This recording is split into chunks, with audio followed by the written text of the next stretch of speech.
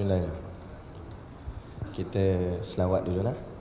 Sallallahu Rabbuna ala nuril mubin Ahmadal Mustafa Sayyidil Mursalin. Sallallahu Rabbuna ala nuril mubin Ahmadal Mustafa Sayyidil Mursalin. Sallallahu Rabbuna ala nuril mubin Ahmadal Mustafa Sayyidil Mursalin wa ala alihi wa sahbihi ajma'in wa ala alihi wa sahbihi ajma'in.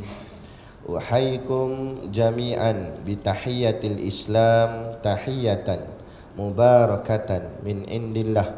Assalamu alaikum warahmatullahi wabarakatuh.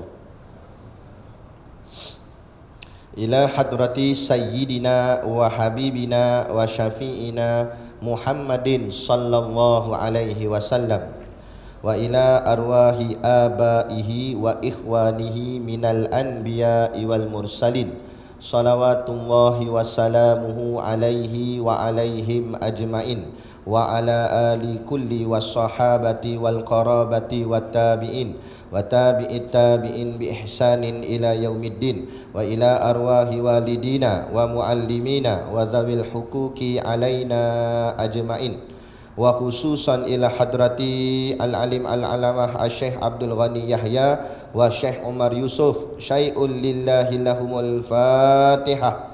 A'udzubillahi minasyaitonir rajim. Bismillahirrahmanirrahim. Alhamdulillahi rabbil alamin. Arrahmanir rahim. Maliki yaumiddin. Iyyaka na'budu wa iyyaka nasta'in. Ihdinas siratal mustaqim. Siratal ladzina an'amta 'alaihim ghairil maghdubi 'alaihim waladdallin. Amin. Bismillahirrahmanirrahim. Dengan nama Allah yang Maha Pemurah lagi Maha Mengasihani. Alhamdulillahirabbil alamin. Segala puji tertentu bagi Allah, Tuhan yang memelihara dan mentadbirkan sekalian alam. Ar-Rahmanir Rahim, yang Maha Pemurah lagi Maha Mengasihani. Syukur alhamdulillah kehadirat Allah Tuhan yang Maha Besar, serta selawat dan salam ke atas junjungan besar Nabi kita Nabi Muhammad sallallahu alaihi wasallam serta ahli keluarganya, para sahabatnya sekalian. Amma ba'. Berkata hukama, man sara ala darbi wasal. Barang siapa berjalan pada jalannya, pasti maka ia akan sampai. Pertama-tama sekali kita merafakkan setinggi-tinggi kesyukuran kehadiratillah subhanahu wa ta'ala yang dengan limpah dan kurnianya mengizinkan kita untuk kita berada di dalam majlis ilmu pada malam ini. Yang moga-moga dengan majlis ini, pengajian ini akan memperolehkan hasil akidah kita semakin mantap, semakin kuat, semakin yakin kepada Allah Subhanahu wa taala, sehinggalah dengan keyakinan itu kita dikira layak untuk ditempatkan Allah di dalam syurganya nanti di hari akhirat kelak, insya-Allah. Amin ya rabbal alamin. Yang saya hormati pengerusi masjid dan seluruh saf kepimpinannya, para imam, para bilal, tuan-tuan siap yang tak dapat kita nak sebutkan namanya satu persatu, yang amat-amat disanjungi para asatizah, alim-alim ulama, tuan-tuan guru, ustaz ataupun ustazah yang hadir pada malam ini, mohonlah ditegur kepada hamba yang fakir dalam bidang ilmu ini, sekiranya apa yang disampaikan dan dikongsikan ada salah dan silapnya. Yang kita kasihi ayah-ayah, ibu-ibu, pemuda-pemudi muslimin dan muslimat yang dirahmati Allah sekalian. Kita sambung di wassalatu wassalam. Okay. Masih lagi di bahagian muqaddimah, tak habis lagi, 2 kali raya dah ni, tak habis lagi. Baik, kita sambung kitab kita, kitab Jawi lama, masih lagi di muka surat 3. Masih lagi di bahagian muqaddimah. Saya bacakan dahulu. Qala al-muallif rahimahullahu taala wa nafa'ana wa iyyakum bi ulumihi fid daraini amin ya rabbal alamin. Kata pengarang kitab, Bismillahirrahmanirrahim. Alhamdulillahilladzi tafarrada bil wahdaniyah wa tanazzaha an musyabahatil hawadithi fil azaliyah. Wassalatu wassalamu ala sayyidil muwahhidina wa safwati rabbil alamina sayyidina Muhammadi wa alihi wa sahbihi ajma'ina. Baik, Bismillahirrahmanirrahim. Kita hurai dah dengan nama Allah yang Maha Pemurah lagi Maha Mengasihani. Alhamdulillahilladzi tafarrada bil wahdaniyah. Segala puji tertentu bagi Allah yang ketunggalan dengan keesaannya. Wa tanazzaha an musyabbahatil hawadithi fil azaliyah. Dan tidak terkenalah dari akan Allah Ta'ala itu daripada keserupaan dengan makhluk-makhluk pada azali lagi. Kemudian wassalatu wassalamu. Wassalatu wassalamu. Waw yang pertama tu, kalau kita mengaji ilmu alat, itu dipanggil waw istinaf, yakni waw bermula, permulaan ayat. Lepas tu kalau orang mengaji kitab lama ni, dia mana ada noktah, tak ada noktah. Jadi kat mana nak berhenti, nak tahu kat mana nak berhenti, dia kena mengajilah ilmu alat. Dia kena tahu di mana istinaf dia, mana tempat mula ayat. Jumpa tempat mula ayat, maknanya ayat sebelum itulah penghabisan ayat tu. Dia macam gitu. Jadi waw di sini dipanggil waw istinaf, makna kata bermula. Sebab tu kalau kita baca kitab Jawi, kalau kita baca kitab Jawi, kita akan jumpa Jawi lama lah, kita akan jumpa perkataan bermula selalunya. Bermula sembahyang itu 5 waktu, contoh dia kata. Kenapa ada bermula tu? Bermula tu maksudnya mubtada'. Mubtada' tu maksudnya permulaan ayat. Dia bukan ada makna bermula sembahyang. Sembahyang tu kena bermula. Bukan macam tu. Bukan maksud bermula. Faham tak ni? Macam bela je. Maknanya ayat tu mula. Macam tu. Tu je nak cerita maksud. Okey. Jadi waw tu maksud dia nak maksudkan itu ayat tu bermula. Bermula ayat tu. As-salatu. As-salah, perkataan as-salah. Waw yang kedua tu dipanggil waw ataf. Ataf maknanya hubung, yakni dengan makna dan. Waw di situ makna dan. Jadi bermula rahmat. Salah tu nanti kita terjemahkan dengan makna rahmat. Nanti kita akan tengok, kita akan hurai. Dan waw yang kedua tu dan salam. Salam maknanya keselamatan. Jadi waw kedua tu makna dan. Jadi waw ni bila kita jumpa dalam Quran ke atau hadis ke, dia tak semestinya satu makna, dia boleh banyak makna. Dia boleh jadi istinaf, permulaan ayat. Dia boleh jadi ataf dengan makna dan. Dia juga boleh jadi waw qasam. Qasam tu maknanya sumpah. Kan biasa kita dengar dulu, ada dah dulu kan, isu negara dulu, wallahi wabillahi watamwahi, kan wa tu, tu dipanggil waw qasam. Muju ada gak kes tu, boleh kita belajar bahasa Arab. Gitu. Jadi itu panggil waw qasam, namanya waw sumpah. Macam Allah sumpah dekat dalam Quran, wal asri innal insana lafi khusr. Kan? Wal asri, asri itu masa. Demi masa, mana Allah bersumpah dengan masa. Allah akan bersumpah dengan nama makhluk. Jadi bila Allah bersumpah, nama yang disumpahnya itu makhluk. Tapi makhluk pula kalau bersumpah wajib bersumpah dengan nama Allah. Bersumpah dengan nama selain daripada Allah boleh merosakkan iman dia. Dan salah di sisi agama, tak boleh, haram hukumnya. Kalau buat juga maka berdosa. Kalau main-main boleh rosak akidah. Gitu. Baik. Jadi wassalatu wassalam, kita nak hurai dua kataan ni malam ni. Tengok sampai mana boleh hurai. Baik. Tadi bermula as-salah. Okey, as-salah ni sebenarnya as-salah tu maknanya makna doa. Solah tu maknanya doa. Solah ni, as-salah ni perkataan tu ialah perkataan yang mufrad. Kita belajarlah sikit lah. Saya ikut kaedah pondok. Walaupun tuan-tuan tak pergi pondok, tapi pondok tu saya buat datang sini. Kita malam ni kita memondok lah.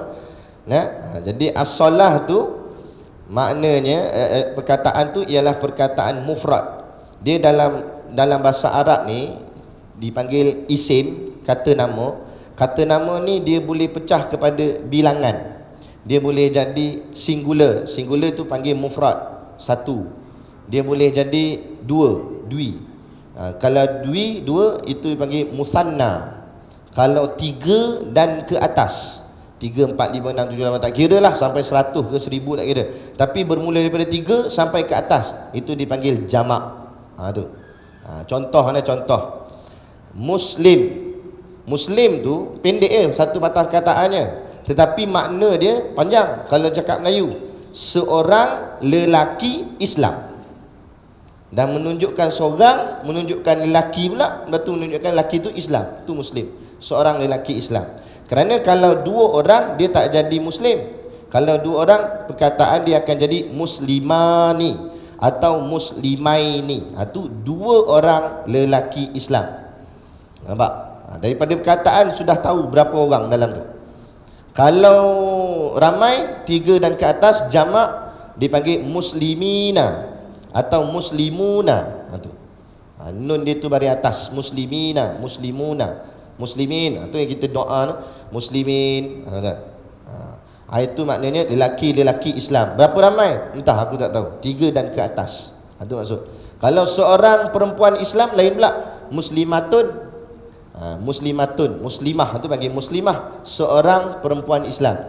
Kalau dua orang, lain, muslimatani atau muslimataini. Itu dua orang perempuan Islam. Kalau ramai, perempuan Islam ramai, 3 dan ke atas, muslimatun. Ma tu panjang, ada alif kat situ. Muslimatun. Itu maknanya perempuan Islam. Berapa ramai? 3 dan ke atas. Tapi kalau dia tu seorang lelaki Islam, tapi malah bangkit semayang subuh, itu panggil muslimut. Jangan tulis lah, itu saya tambah. Saya lagi sungguh dia tu muslimut. Tak ada, muslimut tak ada. Itu saya reka. Sebab dia geng selimut, malah bangkit semayang subuh. Kan? Tu. Tapi nak ceritanya, itu kaedah bahasa Arab. Samalah kat sini. Kalau as-salah maknanya satu, mufrad, doa. Tapi kalau solawatun, itu maknanya solat-solat. Jadi kalau semayang maghrib je panggil solah, salatul maghrib, salatul maghrib, semayang maghrib satu. Tapi kalau daripada subuh sampai ke isyak, ada banyak kan? Subuh, zuhur, asar, maghrib, isyak, 5, 3 dan ke atas, itu panggil solawatun. Maknanya solat-solat. Itu yang kita panggil selawat. Jadi solah tadi makna doa, tapi satu. Tapi kalau solawat, doa-doa. Sebab apa? Sebab dalam selawat itu mengandungi doa. Doa kita pada siapa? Baginda Nabi kita, Nabi Muhammad sallallahu alaihi wasallam. Mendoakan Nabi, itu makna selawat. Baik. Baik. Kemudian lagi, selawat ini pula terbahagi kepada 3. Kan? Dalam ayat Quran Allah sebut, innallaha wa malaikatahu yusalluna 'alan nabi ya ayyuhallazina amanu sallu alaihi wa sallimu taslima. Kan? Selalu Tok Khatib baca kat dalam khutbah dia, innallaha wa malaikatahu yusalluna 'alan nabi, sesungguhnya Allah dan para malaikatnya berselawat ke atas Nabi. Ya ayyuhalladzina amanu, wahai orang-orang yang beriman, sallu alaihi wasallimu taslima, berselawatlah kamu ke atasnya dengan ucapan selamat dan sejahtera ke atasnya. Gitu. Ni maksud sini selawat itu ada daripada Allah, selawat itu juga ada daripada malaikat, dan selawat itu juga ada daripada kita orang biasa, kita semua. Tu. Jadi selawat terbahagi kepada 3. Okey, baik. Apa maksud selawat daripada Allah? Inilah dia juga disebut satu-satunya amal ibadah yang bukan setakat kita buat, Allah pun buat. Kalau contoh semayang, kita semayang ni, kita semayang, Allah mana semayang? Kan? Mana pula Allah nak sujud-sujud dia siapa? Allah tu Tuhan. Kan? Kita puasa, Allah mana puasa? Allah bukan berhajat kepada makan dan minum. Tapi kita berselawat, Allah juga berselawat. Sebab itulah kedudukan selawat tu tinggi. Kedudukan selawat tu tinggi. Sehingga kan ada diceritakan di dalam kitab, masa saya duduk mengaji pondok dengan Tok Guru cerita, ada orang dia suka berzikir, tapi berzikir ni dia kena ada panduan juga. Kalau tidak, takut dia kena dengan tipu daya iblis. Kena hati-hati. Setan ni dia bukan hanya suruh kita buat benda jahat, kadang-kadang dia suruh kita buat benda baik, tapi matlamatnya jahat. Matlamatnya jahat.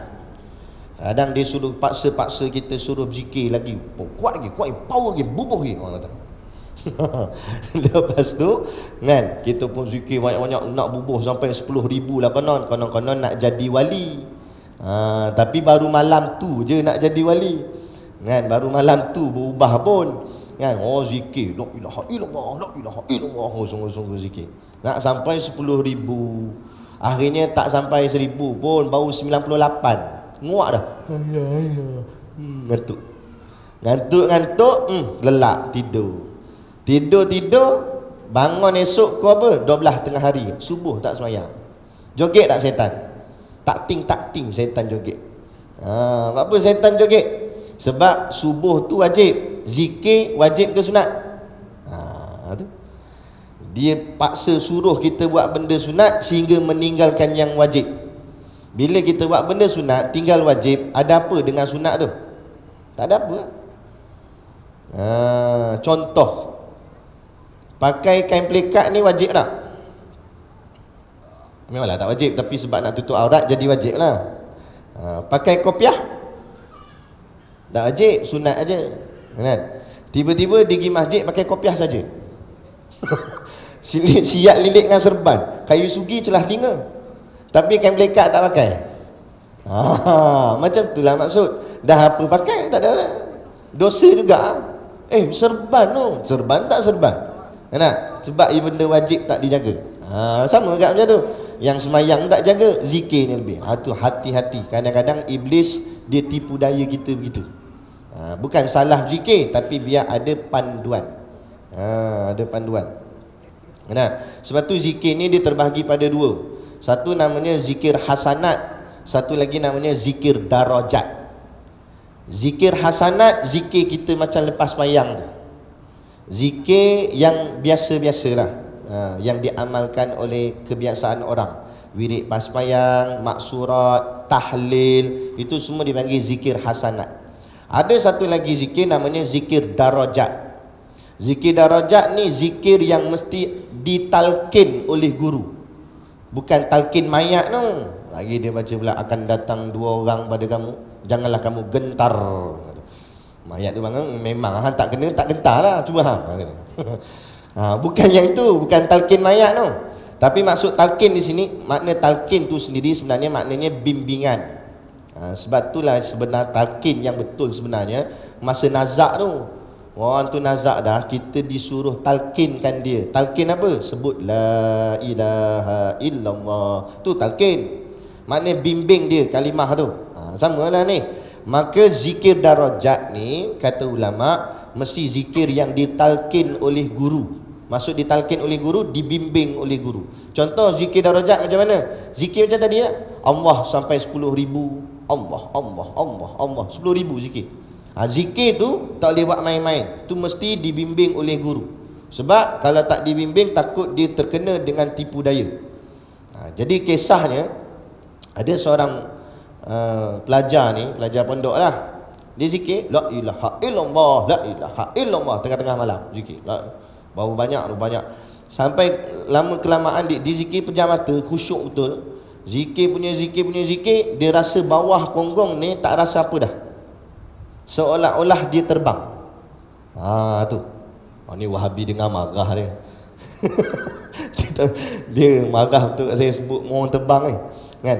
Dia macam terbang, terapung, tak rasa apa. Lepas tu keesokan paginya dia bagi tahu tok guru dia. Dia ceritalah, tok guru saya zikir tiba-tiba dia naik syekh macam mana? Saya rasa macam kosong. Saya rasa macam saya berada terapung. Kata tok guru gini, kalau bila kamu rasa macam tu, kamu berhenti sekejap la ilaha illallah tu, kamu selawat. Kata. Tengok apa jadi. Kata. Baik. Esoknya dia buat pula. La ilaha illallah, la ilaha illallah. Lama-lama terangkat. La ilaha illallah. Dia pun ingat pesan guru dia. Berhenti kejap. Allahumma salli ala sayyidina Muhammad. Boom, jatuh. Jatuh, buka mata kat mana? Dalam lubang jamban. Itu. Akhirnya esoknya dia tanya guru dia, kenapa jadi macam tu? Kata guru dia, masa kamu zikir itu setan angkat kamu. Bukan kata zikir tu salah tak, tapi inilah perlukan panduan setan supaya nak rasakan dalam hatimu hebat. Hebat aku zikir sampai boleh terbang. Padahal yang angkat terbang tu setan tu. Setan tu dia berat pula, ramai setan tu angkat.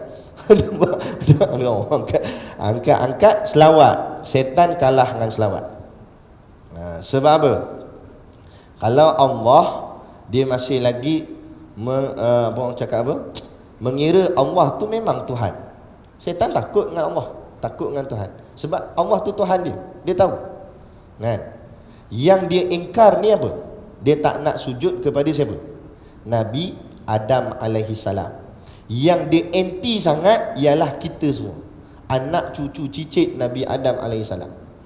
Sebab tu dia sedaya upaya nak rosakkan kita sampai ke akhir hayat kita.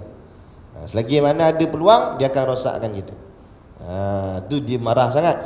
Lepas tu dengan Allah, dia tetap yakin Allah tu Tuhan. Lepas tu bila kita laungkan azan, disebut dalam hadis, setan jadi macam mana? Dia akan lari terkentut-kentut kerana takut dengar azan.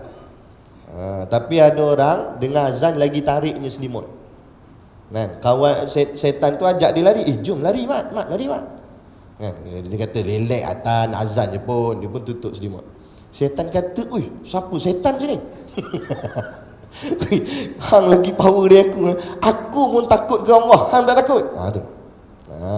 Tu. Kan? Tak jaya pergi lah. Pergi kelak-kelak malam, kan? Kita azan dalam tu. Tengok siapa kena baling.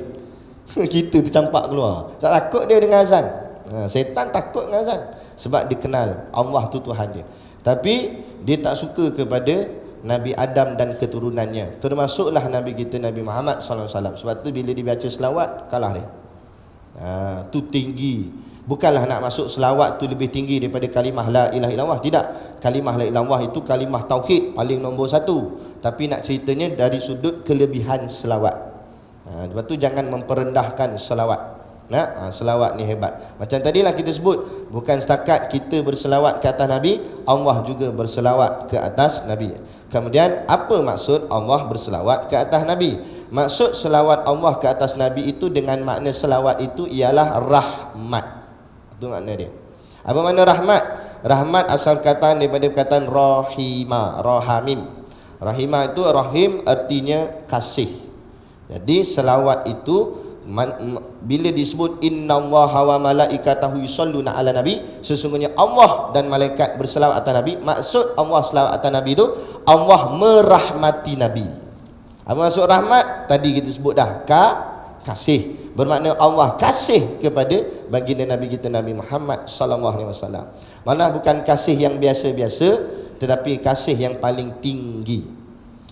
Sehingga kan dalam peristiwa Isra' wal Mi'raj disebut di dalam kitab Kifayatul Muhtaj karangan Syekh Daud Ibn Abdullah Al-Fatani, disebut dalam kitab bila ditanya, Allah tanya kepada Nabi Muhammad, mintalah apa kamu nak minta.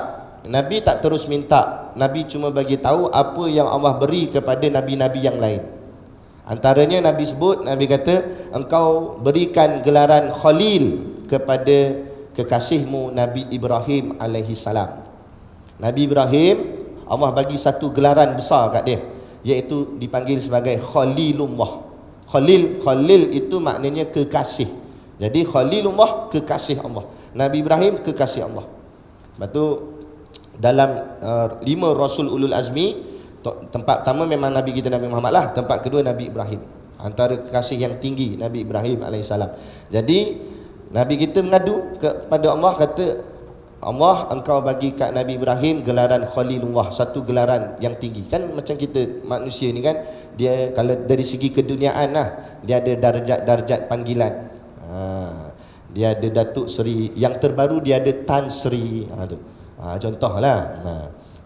Kena sekat pula. Kita puji, bukan kutuk. Kan? Itu makna nama-nama darjat. Bila kan ada darjat tu kan rasa hebat, rasa besar. Gitu lah. Tapi tu dunia, ni akhirat punya. Allah bagi Khalilullah pada Nabi Ibrahim. Bila Nabi sebut gitu, Allah pun balas balik kepada Nabi kita Nabi Muhammad, untuk engkau aku berikan gelaran Habibullah. Maka ulama berbahas antara Khalil dengan Habib, tinggi Habib.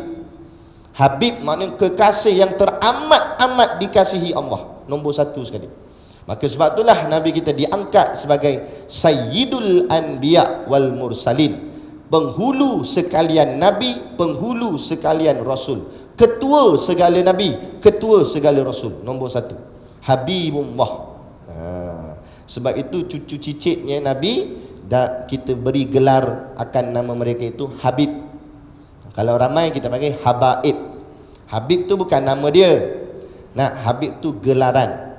Kerana apa? Kerana mereka adalah cicit kepada Habibullah, kepada kekasihnya Allah, Nabi kita Nabi Muhammad sallallahu alaihi wasallam. Itulah makna selawat Allah ke atas Nabi, dengan erti kata rahmat, yakni kasihnya Allah pada Nabi, nombor satu.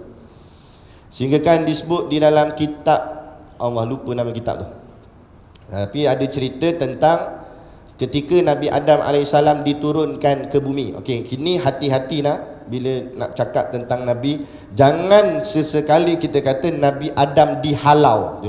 Perkataan dihalau tu perkataan yang teruk, keji.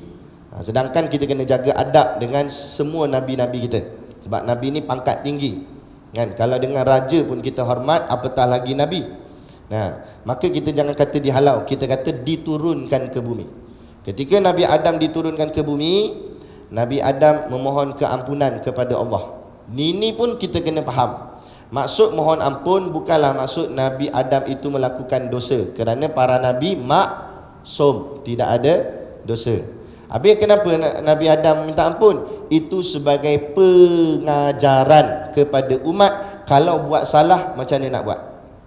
Sebab Nabi-Nabi ni semua apa dia? Uswatun hasanah, contoh ikutan. Jadi Nabi tunjuk contoh. Sebab tu sekali tu je. Kalau betul Nabi Adam jenis orang yang buat salah, akan kesalahannya berulang-ulang. Tapi tidak. Tapi itu sebagai pelajaran kepada umat, bila kita buat salah, apa nak buat. Nabi Adam tunjuk macam mana minta ampun pada Allah dengan istighfar dan sebagainya. Maka Nabi Adam pun bertawassul dengan nama Muhammad. Wahai Allah, yang kekasihnya itu bernama Muhammad, maka ampunkanlah kesalahanku. Lebih kurang itulah terjemahan kepada doa, asalnya dalam bahasa Arab. Bukanlah Nabi Adam cakap Melayu. Jadi begitu. Kemudian Allah tanya kepada Nabi Adam, mana engkau tahu akan Muhammad? Maka Nabi Adam kata, saat aku diciptakan di syurga, aku nampak ada namamu di samping namanya. Maknanya ada tiang di dalam syurga, ada nama Allah dan ada nama Nabi kita Muhammad. Maka kata Nabi Adam, nama yang diletakkan bersebelahan dengan nama itu, dengan namamu itu bukan sebarangan nama. Mestilah nama itu adalah kekasih yang amat-amat engkau kasih. Sedangkan waktu tu Nabi Muhammad dah lahir belum? Belum. Tu yang sampai perbahasan ulama terlampau detail cerita tentang Nur Muhammad. Kita tak nak cerita labak tu, tapi nak ceritanya begitu. Jadi nama Muhammad sudah lama ada di dalam syurga, sehingga dah menjadi adat kebiasaan kalau orang buat masjid dan sebagainya akan diletak nama Allah dan nama Muhammad. Itu asal daripada ceritanya. Okey. Jadi maknanya inilah kasihnya Allah pada Nabi kita Nabi Muhammad SAW sangat-sangat tinggi. Itu maksud selawat Allah kepada Nabi. Selesai yang pertama. Yang kedua, apa makna selawat malaikat untuk Nabi, kepada Nabi? Okey, jika selawat itu datang daripada malaikat, sebab ayat Quran kata innallaha wa malaikatahu, sesungguhnya Allah dan malaikatnya yusalluna ala nabi, berselawat ke atas Nabi. Okey, kalau selawat tu daripada malaikat, bermakna selawat itu dengan mana istighfar, permohonan ampun, dan juga keamanan kepada baginda Nabi kita Nabi Muhammad sallallahu alaihi wasallam. Istighfar untuk Nabi. Istighfar untuk Nabi. Nabi kenapa nak minta ampun untuk Nabi? Nabi buat dosa ke? Bukan. Tapi Nabi ni dia terlampau kasihkan umat dia, sehingga kan kesalahan dan dosa umat Nabi terasa kepada dirinya, seolah-olah Nabi yang rasa bersalah, macam tu. Jadi keampunan tadi tu, istighfar tadi tu untuk umatnya Nabi kita, umat Nabi Muhammad, yakni kita. Sebab tu faedah selawat balik kat kita, balik. Kita banyak selawat sebenarnya dapat kita balik. Sebab tu di sini kata ulama, selawat, dalam selawat dia ada doa dan dia ada istighfar. Sebab tu orang yang baca selawat pahala pun dapat, dosa pun diampun. Kenapa dosa diampun? Sebab dalam selawat ada istighfar. Kalau semata-mata istighfar, astaghfirullahalazim, semata-mata ampun dosa saja, tapi tak menambahkan pahala, sebab dia mengampun dosa, dia doa minta ampun dosa. Adapun selawat, pahala pun dapat, dosa pun ampun. Dalam masa yang sama kata ulama, tidak merendahkan istighfar. Maknanya istighfar pun kita istighfar, selawat pun kita selawat. Itu lebih baik. Okey? Baik, itu maksud selawat daripada malaikat. Selesai. Yang ketiga, selawat daripada manusia macam kita semua ni. Itu maksudnya munajat dan doa. Doa kita pada baginda Nabi. Kita doakan keselamatan kepada Nabi, kesejahteraan kepada Nabi, kasih kepada Nabi. Kita doakan Nabi itu keselamatan, kesejahteraan, padahal Nabi memang sejahtera dah, Nabi memang selamat dah. Tapi nak ceritanya, dengan sebab kita doa pada Nabi, doa tu patah balik kepada kita. Jadi banyak-banyakkan selawat, selawat tu dapat kat kita balik. Batu keberuntungan orang yang banyak berselawat. Itu maksud dia. Okey, itu tentang selawat as-salah tadi. Jadi tadi kita faham dah as-salah dengan makna istighfar juga, dengan makna doa. Mula dengan makna doa kita dah faham. Dengan makna istighfar kita pun dah faham. Dengan makna rahmat tadi. Sebab itu as-salah ni, perkataan dia, cuba tengok dalam kitab, perkataan as-salah sama tak dengan perkataan as-salah yang dikumandangkan oleh Tuan Bilal? Hayya 'alas salah. Sama tak? As-salah tu, perkataan as-salah Tuan Bilal sebut dengan perkataan as-salah kat sini, sama ke tak sama? Dia nak giling tak giling, tak angguk takut salah dia kata. Samalah, as-salah tu maknanya solat lah, semayang. Tadi kita faham dah, solat tu makna apa? Rahmat. Jadi maknanya sembahyang kita ni rahmat. Sebab tu Tuan Bilal sebut hayya 'alas salah, marilah sembahyang. Dalam arti kata lain, marilah mendapatkan rahmat Allah, dapat kasih sayang Allah. Sebab tu orang yang boleh hadir ke masjid untuk solat, itulah orang yang dipilih oleh Allah, orang yang dikasihi oleh Allah, yang mendapat kasih dan sayang Allah. Kita boleh hadir ke masjid ni bukan sebab kita, tapi sebab kasihnya Allah. Sebab tu ada perbahasan di kalangan ulama, siapa yang kasih siapa dulu? Kita kasih Allah dulu atau Allah kasih kita dulu? Bahas punya bahas, maka menang kepada erti kasih yang sebenar, Allah yang kasihkan kita dulu, barulah kita ni kasih pada Allah. Allah lah yang selamatkan kita, kerana kita tak mampu nak selamatkan diri kita sendiri. Allah lah. Sebab itulah kena banyak berdoa pada Allah. Lepas tu kita doa kat dalam Fatihah kita, ihdinas siratal mustaqim, tunjukilah kami jalan yang lurus. Minta Allah selamatkan kita kalau kita tersilap, kalau kita terpesong, kalau kita tersasar daripada jalan yang lurus. Minta Allah tunjukkan balik jalan yang lurus. Tu. Contoh maksud Allah lebih kasihkan kita. Buktinya kita boleh bangkit tahajud. Kalau kita set lah betul-betul jam macam mana pun, sampai alam tu ada 5 kali alam. Sebab apa? Sebab alam pertama bunyi, dia akan tekan dismiss. Nampak? Alam kedua dia baling telefon sampai cabut bateri. Tu kena buh banyak. Lagi yang ni. Jadi kalau Allah tak berkehendak kita bangun, kita set lah macam mana pun, kita boleh bangun atau tak boleh bangun? Tak boleh bangun. Tu bukti Allah kasih kita dulu. Kalau Allah kasih seseorang tu, tak payah kata set jam, Allah nak dia bangun, dia bangun. Tapi ini hakikat. Jangan kita pakai terus pula. Kita kena pakai syariat dulu. Apa makna syariat? Kita ikhtiar dulu.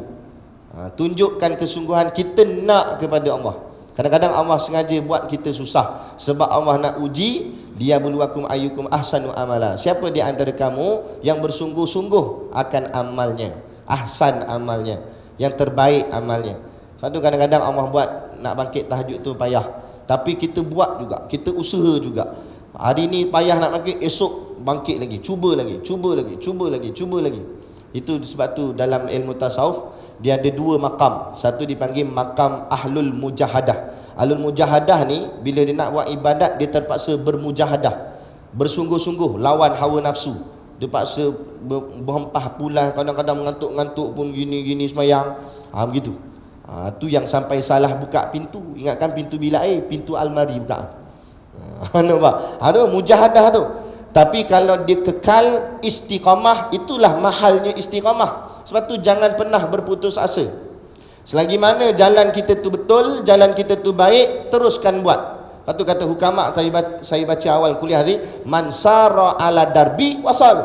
Barang siapa berjalan pada jalannya, jalan tu betul, wasal, dia tetap akan sampai. Mungkin sampainya tu lambat saja, tapi sampai, tetap sampai. Macam nak pergi masjid ni, saya daripada Beruas, Perak, nak sampai ke masjid ni macam-macam cara boleh sampai. Sama ada naik kereta boleh, naik motor boleh, naik bas boleh, naik kapal terbang pun boleh. Kapal terbang tu bayar lepas, ataupun kapal terbang tu tengah lalu terjun aja kan. Macam-macam lah boleh. Jalan kaki pun boleh. Tapi bezanya sampainya tu cepat atau lambat. Tapi kalau dia istiqamah, sekalipun dia jalan kaki, tapi dia istiqamah, jalan penat, berehat jap minum air, lepas tu sambung lagi jalan, dia tetap sampai tak? Sampai. Tapi sampai-sampai kuliah dah habis. Tapi tak apalah, sampai juga nak ceritanya. Itulah apa tu, terus berjalan istiqamah, jangan pernah berputus asa dengan rahmat Allah. La taqnatu min rahmatillah, jangan kamu berputus asa daripada rahmatnya Allah. Jadi sembahyang ni lambang rahmat. Jadi usahakan, paksakan kita. Walaupun malah datang enggak masjid, datang enggak. Lama-lama daripada duduk makam ahlul mujahadah, Allah akan ubah dia. Bila Allah tengok dia ni istiqamah lah, dia ni walaupun aku uji dia dengan susah, dia buat juga. Lama-lama Allah akan ubah makam dia daripada ahlul mujahadah kepada namanya ahlul inayah. Nama dia ahlul inayah ni orang yang telah mendapat pertolongan Allah. Bila sampai dapat pertolongan Allah, ibadah yang susah tadi dah jadi mudah. Tahajud senang, sehingga kan dah jadi kebiasaan bagi dia. Lepas tu ada orang dia puasa selang sehari, dipanggil puasa Nabi Daud. Hari ni puasa, esok tak, lusa puasa, esok tak, macam tu. Sampai saya pernah jumpa satu orang tok guru, hari-hari dia puasa. Lagi dahsyat, dia cuma tak puasa 5 hari yang haram puasa saja. Macam hari raya tu, itu tak boleh puasa. Itu dia tak puasa lah. Tapi hari lain semua dia puasa. Orang kata kalau puasa hari-hari kurus keding tak, badan dia tak kurus sikit pun, steady macam tu je. Malah dia buka puasa dengan 3 biji kurma je. Bukan makan macam kita 3 pinggan nasi dah. Dia 3 biji kurma, kita 3 pinggan nasi lauk kurma. Dia 3 biji kurma tapi badan steady. Sebab apa? Sebab yang menyihatkan tu bukan makanan Allah. Dia dah sampai kepada makam ahlul hakikah. Dia yakin benar-benar sungguh pada Allah. Tapi nak sampai macam tu susahlah kan? Tapi tak mustahil kan? Jadi teruskan berjalan mendekati Allah, istiqamah, jangan pernah berputus asa. Itu jadi solat itu lambang rahmat. Jadi nak tahu Allah sayang tak kat kita, ini tok guru saya bagi tahu. Macam mana nak tahu Allah sayang ke tak sayang kat kita? Tengok kita sayang tak sayang dengan ibadah yang Allah kurniakan kat kita. Satu-satunya ibadah yang Allah bagi sendiri iaitu solat. Kalau ibadah lain, puasa, zakat dan lain-lain, perantaraan malaikat Jibril dengan wahyu. Tapi solat, Allah sendiri jemput Nabi naik ke langit, Allah sendiri bagi kat Nabi solat tu. Maknanya solat ni hadiah yang sangat istimewa. Jadi kita kena ubah kedudukan mentaliti kita yang selama ni kadang-kadang kita anggap solat tu macam satu bebanan, sehingga kadang-kadang terkeluar di mulut kita, Allah asar dah baru mayang zuhur cepatnya. Seolah-olah kita rasa macam sembahyang tu jadi beban. Ubah, jadikan sembahyang itu anugerah, hadiah yang menyebabkan kita ternanti-nanti akan dia. Macam kita ternanti-nanti pemberian sesuatu. Lepas tu orang yang dah sampai kasih pada Allah ni, dia tak sabar nak solat. Bila habis sembahyang subuh, dia ternanti-nanti zuhur. Bila nak zuhur, tak sabarnya dia kata. Bila masuk zuhur, dah sembahyang zuhur, dia ternanti-nanti asar. Bila nak sampai asar, ternanti-nanti maghrib. Bila sembahyang maghrib, ternanti-nanti isyak. Tu jap-jap dia tengok jam, bila nak habis kuliah ni, kata, aku nak sembahyang isyak. Tu maknanya dah sampai tahap kasih tu. Tahap kasih ataupun malah nak ngaji. Kan? Tu sayang dia pada ibadat. Itu tak? Bila kita sayang pada sembahyang, sayang pada ibadat, itu tanda Allah kasih kat kita. Lagi kuat kita kasih pada solat, lagi kuatlah kasih Allah kat kita. Tu dia punya simptom ataupun tanda. Sebab kita tak dengar suara daripada langit, aku kasih kat kamu. Tak ada lah macam tu, Allah tak cakap. Tapi tandanya apa? Tandanya dengan ibadat tu, tandanya dengan solat tu. Sebab itulah solat ini adalah cerminan hidup seseorang. Nak tahu hidup seseorang tu macam mana, tengok solat dia. Kalau solat dia jenis cap alif bud, tahu, kelam kabut, gelebak-gelebuk semayang, lajunya dia apa dibaca tahu, bismillahirrahmanirrahim, dolin. Maliki Yaumiddin tak dengar kan? Laju semayang. Kalau macam tu dia punya semayang, gopo gapah, cik tengok hidup dia. Hidup dia kompom, bukan mungkin saya berani kompom. Hidup dia mesti gopo gapah tak? Kelang kabut, buat ni tak kena, buat ni tak kena. Jadi gini, nak betulkan hidup kita, betulkan solat kita. Tu je kunci dia. Tak payah pergilah camp motivasi apa benda semua, membazir duit habis, bayar dalam mahal. Tak payah. Motivasi dia apa? Betulkan solat. Sebab tu dipanggil aqimus solah, dirikan semayang. Apa maksud diri tu? Mendirikan hak semayang. Apa hak semayang? Dalam semayang ada tamak ninahnya. Jaga tamak ninah tu. Jangan nak laju-laju, pelan-pelan. Rukuk betul. Iktidal betul.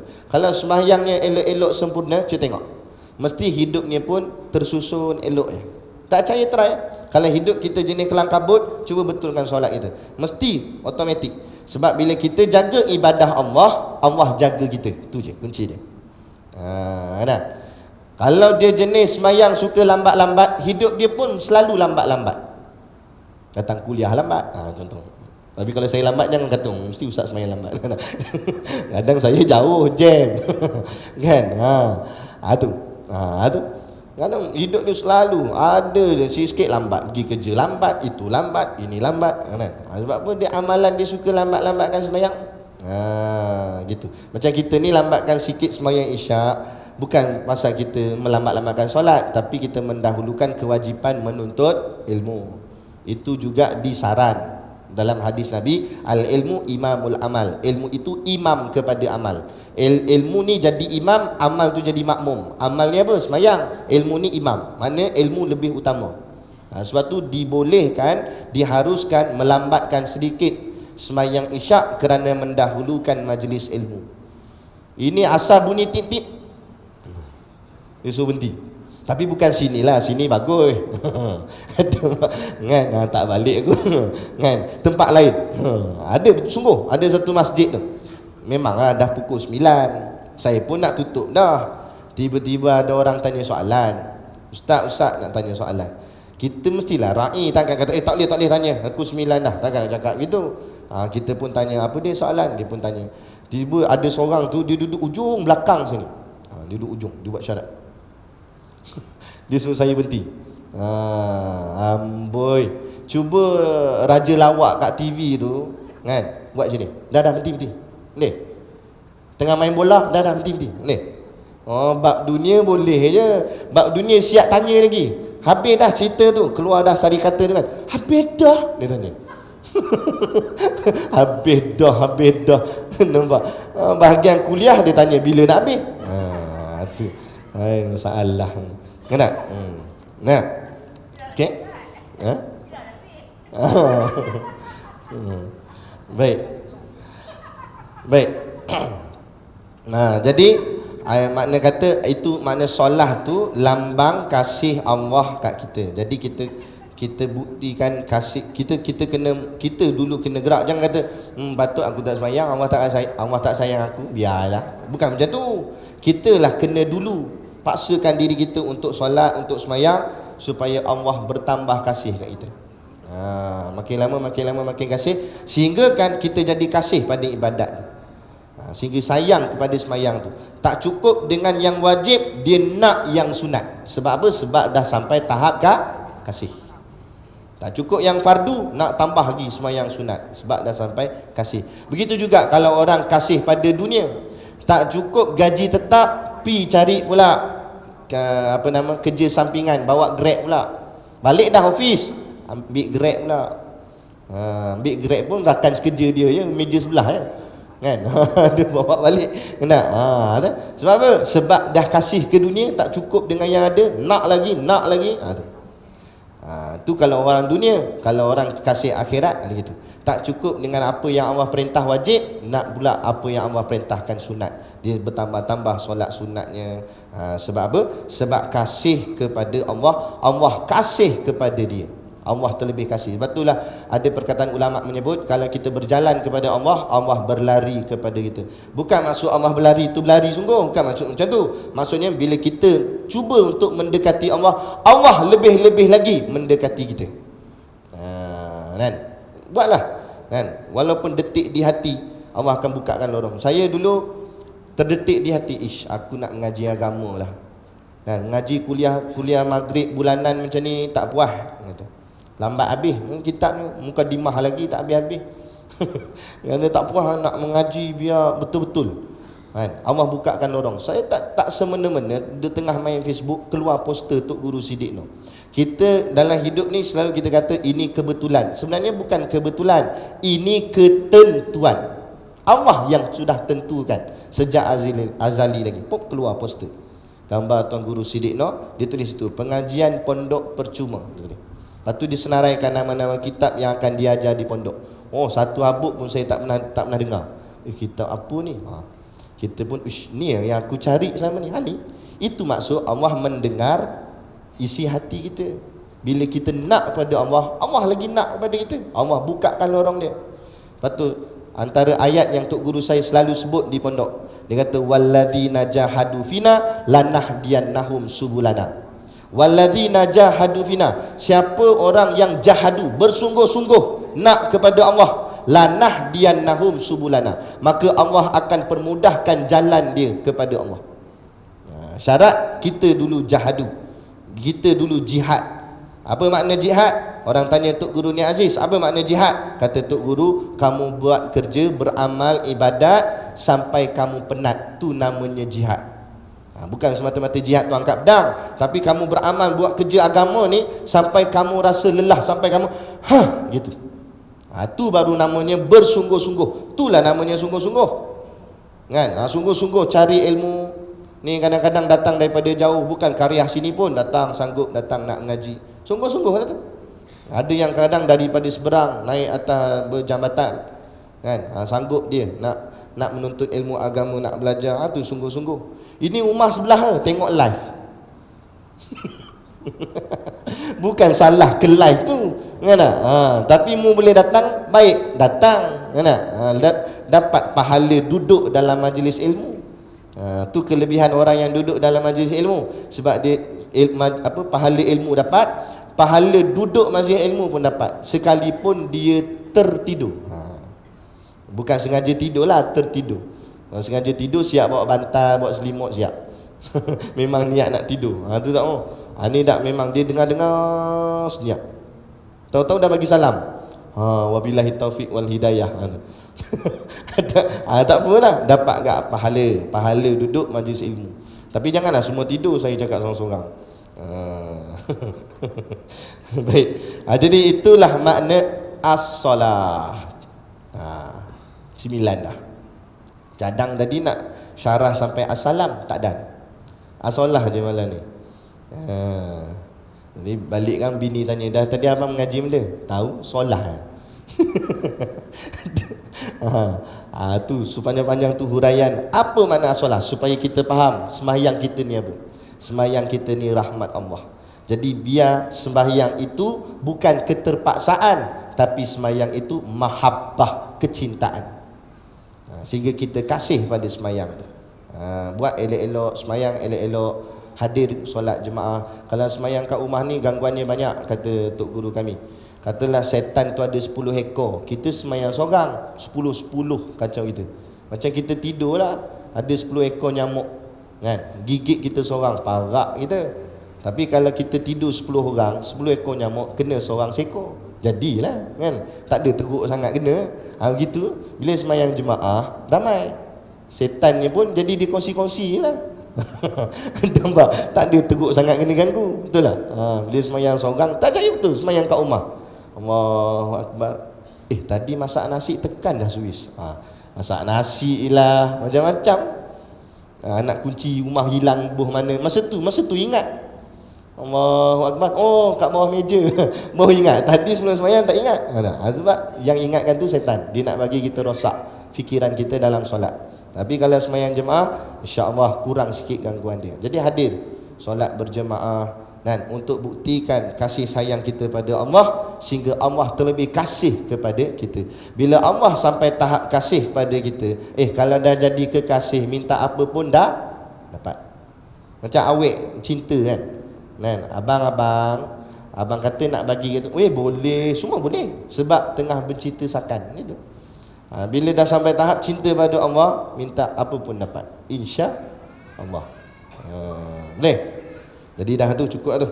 Tak usah banyak-banyak, nanti pening. Tepu banyak sangat pula. Solah dulu hari ni. Boleh tak? Lepas ni kita akan sambung salam. Bila nak habis tak tahu. Salam pula abang ni. Nanti kita akan kaitkan apa makna kaitan wassalah tu wassalam. Hari ni baru cerita as-solah saja. Lepas ni kita akan cerita as-salam.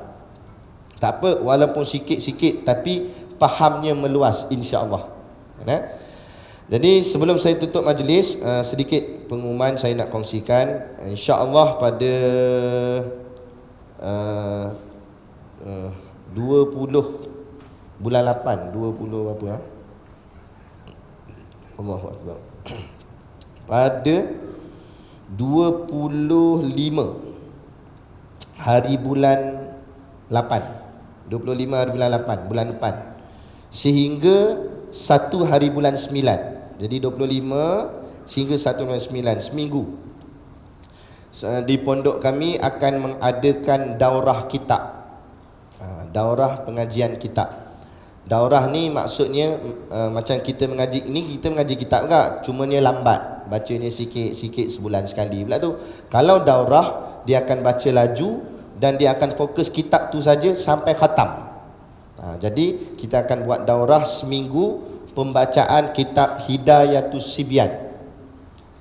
Hidayatus Sibyan. Sebelum ni kita dah baca separuh bahagian tauhid sifat 20. Lepas ni dia nak sambung bahagian fiqh bab semayang. Bermula daripada mengenal najis, macam mana nak nyucikan najis, lepas tu jenis-jenis air, ada air mutlak, air mustakmal apa semua tu, belajar bab tu. Lepas tu sampai kepada bab semayang, takbir, macam mana syarat sah takbir. Sebab macam-macam orang baca kadang tak kena. Contoh, saya bagi contoh, dia gugur lafaz. Dalam mazhab kita Imam Syafi'i, sebutan mesti dengar di telinga sendiri. Sebutan kita, walaupun kita bukan imam, kita makmum, kita kena bunyi sikit, Allahu Akbar, gitu. Dan tak boleh gugur. Contoh orang gugur macam mana? Allah bar. Hu hilang, ak hilang. Bila hilang, tak sah semayang. Tu kena belajar. Jangan semayang saja. Sebab tu ada orang kata, alah Ustaz, asal dia semayang sudah, tak betul. Kalau asal semayang, Syiah pun semayang. Jadi kita nak betul mesti semayang, tapi semayangnya kena betul. Baru diterima oleh Allah. Jadi macam mana nak betul? Kena mengaji. Dan kalau nak mengaji kuliah bulanan takut lambat habis. Kalau nak cepat, jom kita pergi daurah. Kita akan baca kitab Hidayatus Sibyan ni dalam bab ibadat sampailah khatam kitab Hidayatus Sibyan. Bila khatam, kita akan turunkan sanad ijazah daripada Tuan Guru Siddiq Noh sampai kepada guru-gurunya yang atas. Kemudian kita akan baca bahagian doa ataupun muka surat akhir, kedua akhir, di makam pengarang kitab Hidayatus Sibyan tu Tuan Husin Kedah nama dia, Syekh Abu Abdullah Husin Nasir. Kita akan pergi makam dia dan kita akan baca muka surat akhir kat situ, muka surat kedua akhir, baca kat situ. Ini apa amalan khurafat ni pula ni kan, marah dia. Tak, ni bukan khurafat apa. Cuma kita buat ni sebab apa? Nak memperkenalkan generasi muda hari ni siapa ulama kita. Sebab makam-makam macam ni dibiar-biarkan. Sedang kita tak tahu itulah guru kita. Kita semayang betul hari ni, mereka lah yang ajar dulu. Berkat jasa mereka, walaupun mereka tak dapat apa-apa gelaran Tan Seri ke Datuk Seri ke apa-apa, tak dapat imbuhan apa-apa, royalty tak dapat, tapi inilah kesan jasa mereka kepada kita. Jadi biar kita kena kenal siapa guru kita. Laula murabbi ma araftu rabbi. Kalau bukan kerana guruku, takkan aku mengenal Tuhanku. Jadi itu tujuan saya buat. Dan kemudian 2 hari bulan 9 kita ada sambutan ulang tahun pondok kami. Jadi jemput-jemputlah datang untuk sama-sama meraihkan ulang tahun pondok kami yang ke-11 kalau tak silap saya. Yang ke-11. Kemudian pada bulan 9 tu juga 25 hari bulan 9 saya akan terbang ke Mekah dan Madinah untuk mengerjakan umrah. Dan saya mengajak kalau ada tuan-tuan dan puan-puan yang berhasrat nak ikut sekali, jom pergi umrah bersama saya. Kita pergi ke Mekah dan Madinah. Dan kali ini kita nak buat satu kelainan dalam versi umrah kita kali ini. Kita nak buat yang dinamakan ziarah hijrah Nabi. Kita akan bawa dari mana perjalanan Nabi hijrah sampai ke Madinah. Ada satu tempat yang biasa kita dengar, Masjid Quba. Rupa-rupanya dalam catatan sejarah, kitab tarikh, kitab sejarah, ada satu tempat Nabi singgah semayang sebelum Quba lagi. Dan tempat tu terbiar. Jadi kita nak pergi tempat tu, kita nak ambil berkat, kita semayang 2 rakaat juga di situ. Moga-moga mana tahu dapat keberkatan, kesan daripada tempat sujud baginda Nabi SAW. Kemudian Nabi pergi ke Quba dan kita akan ziarah yang dipanggilkan Syarik Sunnah, jalan yang dilalui oleh Nabi SAW daripada Masjid Quba ke Masjid Nabawi. Jalan tu kita akan lalu. Di situ penuh dengan sejarah-sejarah yang tersembunyi. Jadi kita nak bawa ni supaya kita dapat kesan. Kita tak nak kita balik daripada umrah semata-mata selesai ibadah umrah sahaja, tapi kita nak dapatkan kesan daripada balik tu, supaya dapat kita menjiwainya. Balik kita berjuang untuk jaga agama ni, sebab kita tahu betapa susahnya Nabi dan sahabat untuk pertahankan agama ni, untuk sampai Islam kepada kita. Itu supaya bila kita balik tu biar ada kesan balik tu. Bukan balik nonong kosong aja. Jadi biar ada kesan. Jadi insya-Allah siapa yang nak ikut sama, dan insya-Allah masjid akan bekerjasama dengan syarikat yang saya buat ni, yang travel kami ni. Masjid akan bekerjasama dan malam ni kami akan ada mesyuarat dengan masjid. Apa-apa nanti boleh daftar dengan masjid. Untuk kalau siapa berminat untuk ikuti umrah bersama kami ni, insya-Allah. Jadi cukup sekadar tu yang dapat saya kongsi dan sampaikan. Moga-moga memberi manfaat kepada kita bersama. Kalau tak banyak pun sikit pun jadilah, insya-Allah. Jadi cukup sekadar tu. Wabillahi taufik wal hidayah. Wassalamualaikum warahmatullahi wabarakatuh. A'udzu billahi minasyaitonir rajim. Bismillahirrahmanirrahim. Alhamdulillahirabbil alamin wassalatu wassalamu ala asyrafil anbiya'i wal mursalin wa ala alihi wa sahbihi ajmain. Allahumma taqabbal minna salatana wa du'aana innaka antas samiul alim wa tub alaina innaka antat tawwabur rahim. Allahumma ja'al dinana dinan nabi Muhammadin sallallahu alaihi wasallam wa islamana islamal muslimin wa imanana imanal mu'minin wa salatana salatal khashiin wa a'malana a'malal salihin wa niyyatana niyyatal mukhlisin wa dhunubana ya Allah dhunubal mustaghfirin wa hayatana hayatal ulama wa mautana bimautis syuhada wa dikhinal jannata ma'al anbiya'i alaihimus salatu wassalam. Rabbana atina fid dunya hasanah wa fil akhirati hasanah wa qina adzabannar wa qina adzabannar wa qina adzabannar. Wa sallallahu ala khairi khalqihi sayyidina Muhammad wa ala alihi wa sahbihi wasallam. Subhana rabbika rabbil izzati amma yasifun wa salamun alal mursalin walhamdulillahi rabbil alamin. Amin ya rabbal alamin. Taqabbalallahu minna wa minkum.